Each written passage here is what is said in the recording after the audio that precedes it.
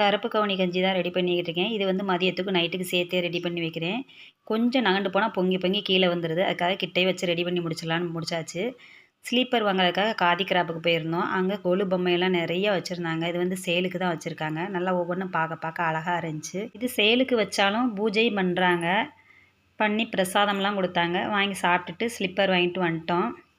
தீபாவளி கூட்டம் வந்து இப்போமே ஸ்டார்ட் ஆயிருச்சு. ரொம்ப ஒரே கூட்டம் தான்.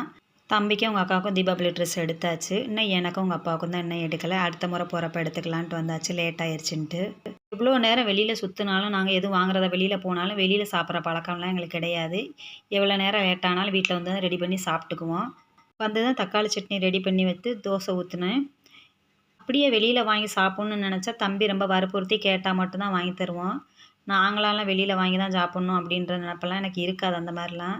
மல்லித்தழை நிறையா சேர்த்து சட்னி ரெடி பண்ணேன். டேஸ்ட்டு ரொம்ப நல்லா இருந்துச்சு தோசைக்கு சாப்பிட்றப்ப.